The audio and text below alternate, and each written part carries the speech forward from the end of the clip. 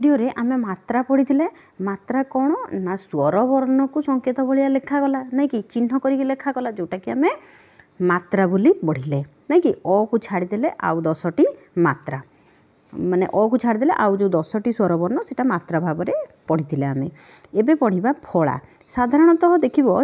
छोट पिला मानकर फला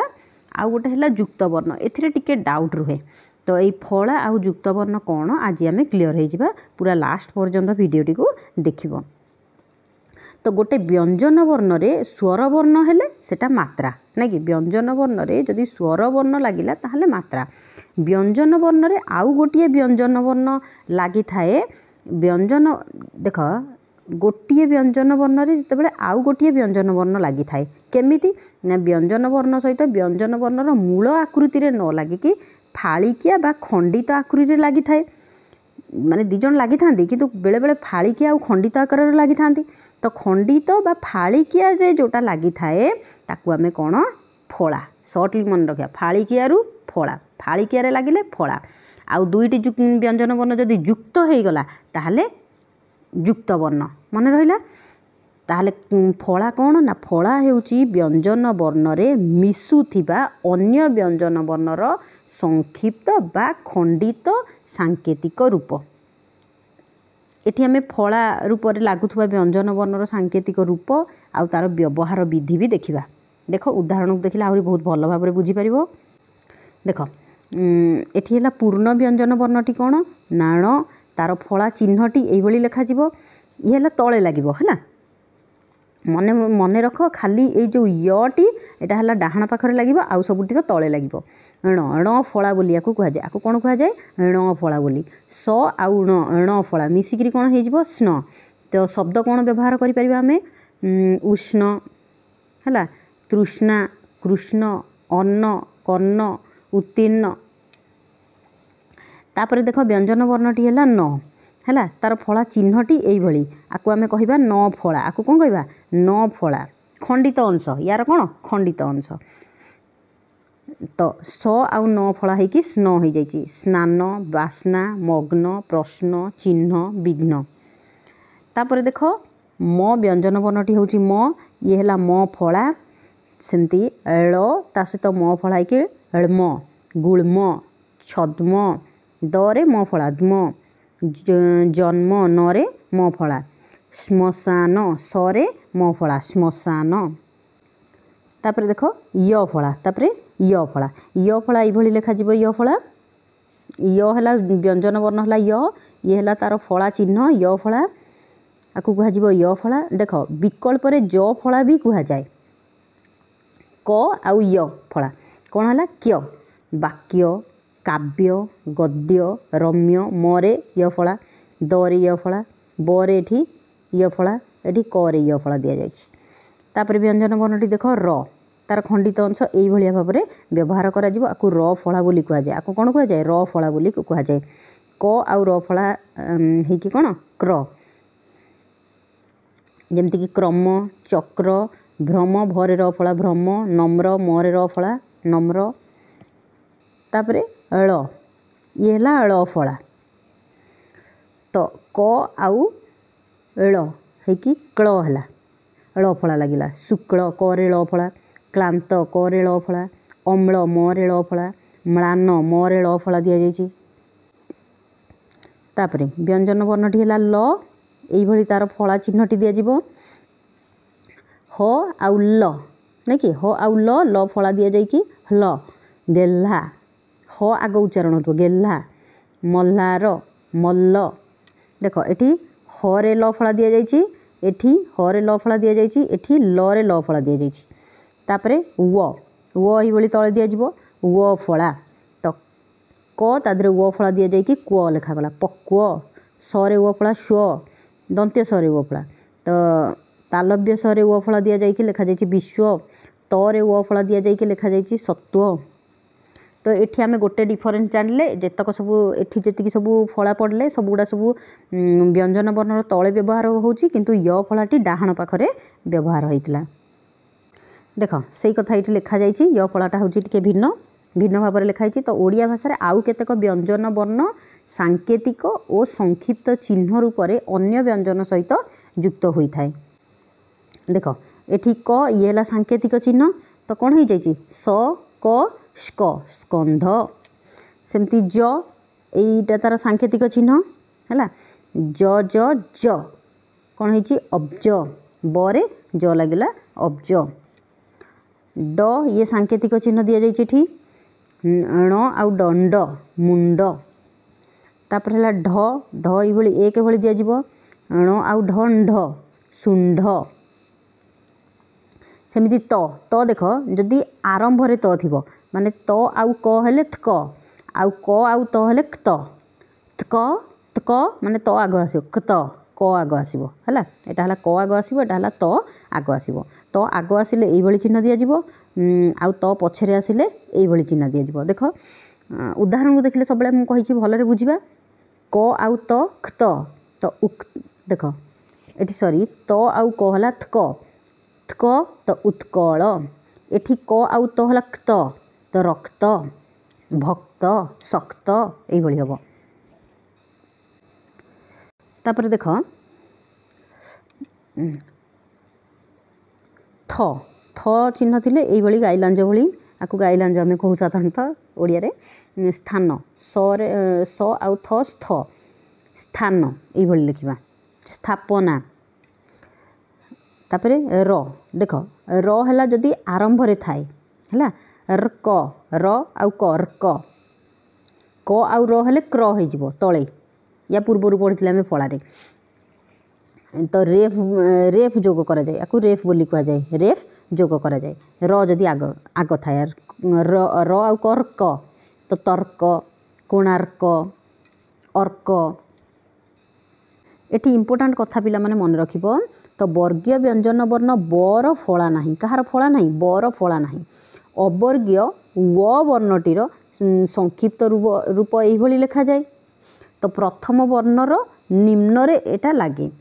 यही चिन्हटी केवल ब सहित जोग हेले वर्गीय ब भावे ग्रहण करा जाए। जेमती वर्गीय बर सांकेतिक चिन्हटी केवल युक्ताक्षर रे जोग होता है। जेमती स आंब म आउ ब मिसिकी होती ब ये कौन है ब आंब तंबा। देख वर्तमान पढ़ा युक्त वर्ण बा युक्ताक्षर बोली ताकू कही थाउ आमे। तो व्यंजन वर्ण सहित व्यंजन वर्ण मिसिले जो वर्णटी गठित हुए ताकू आमे युक्त वर्ण बोली कहिबा। तो युक्त वर्ण रे एकाधिक व्यंजन वर्ण परस्पर माने परस्पर होइकी उच्चारण आउ धर्म मानी मिसी करिके से माने रहितांती गोटिए थर रे उच्चारित हेबे। अतएव दुईटी बा तहिरु अधिक व्यंजन वर्ण मिसी करी रहिले ताकू युक्त व्यंजन वर्ण बोली के कहा जाए। आ युक्त व्यंजन वर्ण को लिखन आकार रे युक्ताक्षर मध्य कहा जाए। ताकू कोन कहा जाए लिखिला बेले युक्ताक्षर बोली कहा जाए। जेमती क क क क आउ त त सेमती ज्ञ स्फ हण क्षण स्प ध्ख दघ गध गध मुग्ध जमती गध।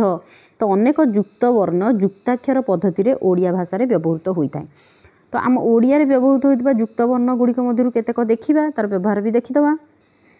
तो अधिक मात्रा रे प्रचलित होउथबा केतेक युक्त वर्ण प्रथमे देखिबा क आउ क मिसिकी क। तो सांकेतिक रूप एभली लिखागला क आउ त हला क्त हला। एठी क आउ क रे जंदी पक्का एठी हला क आउ त रे क्त हला तो रक्त। सेमती स आउ थ स्थ हला स्थापना स्थल। स आउ फ हला स्फ क आउ स क्ष एठी क आउ दंत्य स क्ष बाक्स जेमती लिखा जाए। क आउ स मिसिकी क्ष एटा हला संस्कृत अनुसार आमे ओडिया वर्णमाला रे आकु पढुचे किंतु संस्कृत अनुसार ये गोटे कौन युक्त वर्ण। युक्त वर्ण केमिति क आउ स मिसिकी होइछि सेति ये ब्राकेट रे दे दिया गला जे संस्कृत अनुसार। ग आउ न हला गण जेमती रुग्ण कहि थाउ। ग आउ ध गध मुग्ध। च आउ च मिसिकी च आकु आमे द्वित च बोली कि कहि थाउ नै कि द्वित च। उच्च छ आउ छ है द्वितीय छ ज आउ ज है द्वितीय ज तापर ज आउ निय मिसिकी ज्ञ ट आउ ट मिसिकी ट द्वितीय ट आपको कह जाए द्वितीय ट त आउ क मिसिकी क ड आउ ड मिसिकी ड द्वितीय ड बोली आम कहीपर माने जोठी एका प्रकार दुईटी व्यंजन वर्ण मिशिचंती ताकू साधारणतः आम ये कौन कहुचे ना द्वितीय ड बोली त आउ स त आउ त है त आकु भी द्वितीय त कह देख स आउ क दंत्य स ए सॉरी मूर्धन्य स आउ क है स्क स आउ ट स्ट स आउ ठ ष्ठ ब आउ ब एटा है द्वितीय ब आउ द ब्द शब्द जो कह जाए ब आउ ध ब्ध लब्ध ये लिखा जापर कौन लब्ध तो आउ न है त्न ये लिखिपर ये दुईटा प्रकार लिखिपर रत्न जमती ह आउण हण क्ष आउण क्षण न आउ स त आउ थ द आउ ग द्ग कही त आउ त है द्वितीय त आउ प द आउ द आउ ध द आउ भ ध ळ आउ क प आउ त ळ आउ प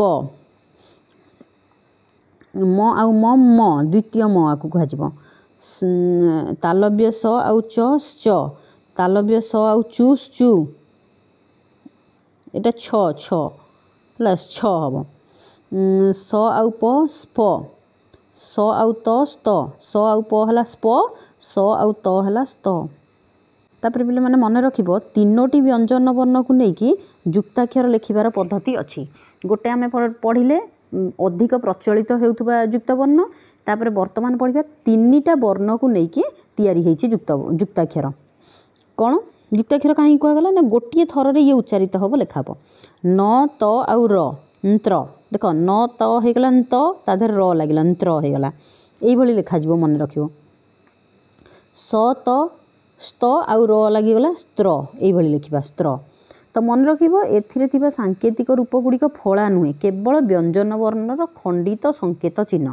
ये केवल व्यंजन वर्णर खंडित सांकेतिक चिन्ह यहाँ फला नुहे एगुड़िक आ गोटे युक्त वर्ण देख तो अनुनासिका युक्त वर्ण ये अनुनासिका युक्त वर्ण को देखापी तुम वर्गर लिखिद क ख ग घ ङ च छ ज झ ञ ट ठ ड ढ ण त थ द ध न प फ ब भ म ये लिखिदेले कौन ना प्रत्येक वर्ग को मिसेकरी आम कर 5 5 20टा हो पार केतेटा अनुनासिक वर्ण हो पार